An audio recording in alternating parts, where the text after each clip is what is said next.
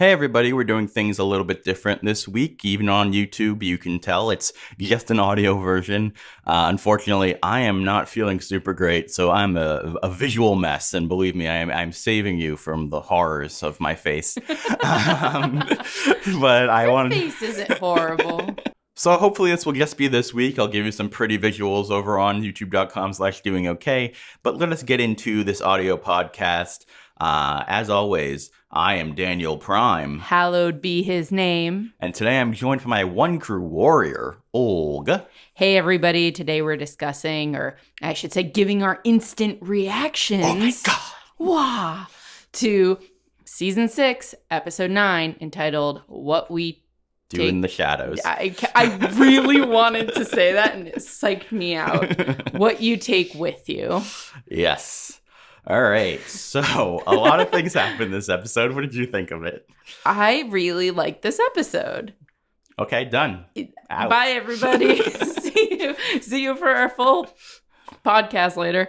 No, I think that this episode answered a lot of questions that we had, but leaves a good amount unanswered still. I actually don't think it answered any questions. I just think it had some good character moments, mostly. I believe those were questionable. Like, what are they going to do with Kane? Yeah, what are they going to do? When's Indra going to show up? Yeah. I guess is Raven going to be a butt for more of the season? At least she's doing something. Yeah. Mostly just the stuff on Allegis. Yeah. Yeah, I mean, there's still anomaly teases, and they're getting me. I want my anomaly info. But we got some really great stuff character-wise from Octavia in her psychedelic state. Psychedelic. Let's go with that. We already last season with her psycho state. Yeah, and I thought bringing back Pike was great. I thought the honestly the dialogue during that whole sequence was fantastic in her mind in the bunker. Yeah. To me that was probably the highlight of the episode, and also paralleling the stuff with Lincoln I thought was a smart touch. Again, I felt a little bit like I don't know what the word is. I guess I feel overly teased about the anomaly at this point. I still agree with you there. I mean, in our full length podcast, I really harped on how is it that the old man and the anomaly has hardly any real anomaly, and I was like, no, this episode will tell us what Octavia experienced. No, it did not. I think the Bellamy Clarke stuff / Josephine stuff was really good. Good. Yeah. I think for me that was the highlight of the episode. Clarke retaking control. Yay! All their back and forth. I mean, Josephine Eliza continues to be fantastic. Some great humor there. Some heartfelt stuff. I mean, I can't help, but say that I feel distracted by shipping stuff during their scenes, and to me in a negative way, and that's a personal problem. Yeah. Because I'm just they're just in this zone where they're so close to saying stuff that seems like what they should be saying, but they're still not saying it, and so they're in this nebulous zone between they're just friends and they're more than just friends. I'll just say this. So having the hallmarks in season 5 on Bellamy and Clarke's reunion, having the she is line and the hostage taker and his girlfriend, all that and stuff. All that, it signaled so much. Yeah. And then, obviously they didn't follow through on that in any form of canon. Yeah. And so now it just feels like Josephine is hinting at the fact that she knows there's something extra than their friendship. When you have Josephine saying stuff like, I guess you just care about her more than any of the people over there, which include his girlfriend. It's just and he doesn't say no. I'm just what are we supposed to do with this? I guess it's just that I'm at the point now where instead of being ooh, teased, I'm more just frustrated because I'm just go for it already. Either go for it or don't. Yeah. But make it explicitly don't. Yeah, because again, when we're literally at the point where she died and he had to deal with it, and then they're oh, say what you want to say, and he's I'm gonna save you instead of I fucking love you, which is clearly what it should be. Right. It's just, yeah. Yeah. But again, I'm not to tell like those were good scenes. This is a me issue. But like, I was never like a hardcore Bellark shipper. Yeah. I still don't consider myself a hardcore them shipper. I just feel like it's good storytelling. Yeah. So I just don't Yeah. like it. I agree it hampers some of my enjoyment. Yeah. But at the same time, it's just like on paper, great performances, really good dialogue. I love seeing badass Clarke. Yeah, I love the boohoo thing. Oh my God. Secret Morse code. Yeah, and seeing Clarke and Josephine playing off of each other again. I do wonder, I think it's surprising to me that we haven't gone back into the mind space thing since that episode. And I'm wondering if next episode we will. It is. Yeah. Well, based on the promo. And also next episode is Matryoshka or Matryoshka, as many people will call it, which is like the dolls. The doll inside the doll inside the doll, so that kind of thing. And I think that's going to bring us back into their headspace. But also don't forget, we did know that there were scenes cut from of previous, Clarke being in that. Well, that's why I thought maybe we get them this week. So yeah. Instead, we just got her. Yeah, that was honestly surprising, even though like we kind of saw it in the trailer. I tried to not pay too much attention to it. I can't believe there's literally still scenes from the trailer we haven't seen yet, and we're on episode 9.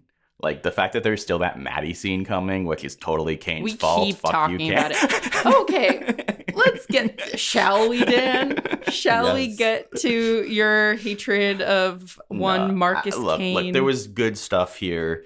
I was sort of joking to you that it's like, in some ways, it's the perfect way for him to die because...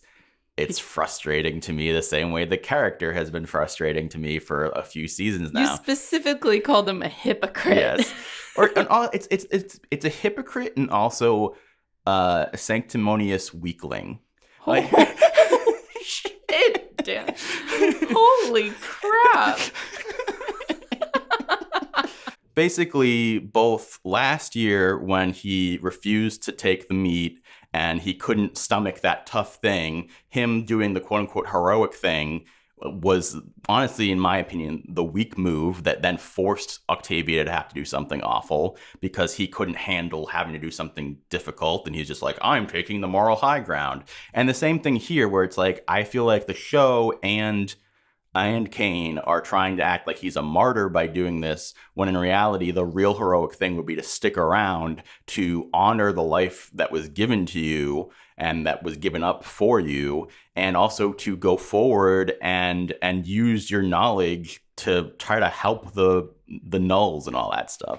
Yeah, I definitely feel like it's this thing of, well, he's shouting back to the people standing around on Allegis, being like, he's not in here. He's not in here. Yeah. Like they complaining about like they've programmed them into believing A, that they're gods, and B, that they're so noble. Yeah. And it's like, well, then go down to Sanctum and say like, they've been lying to you. I have no like horse in this race. This was done to me without my knowledge, without my choice. Yeah. And Gavin's not here. Yeah. You people have been lied to this whole time. They're not gods. Yeah. Like, do your part and take down the primes by cutting off their source. Yeah. Yeah. Like, and so I just feel like the show repeatedly just like wants you to think that Kane is like infallible. And I just really like, it's sad because I really liked him seasons 1 and 2. And because I felt like he admitted his own mistakes and things. And here, even like I feel like in the last few seasons, even when he like admitted his mistakes, it was more like, by admitting my mistakes, I show that I'm better than you. Like he was just, I just felt like he was so in love with his idea of morality that it just became very frustrating to me.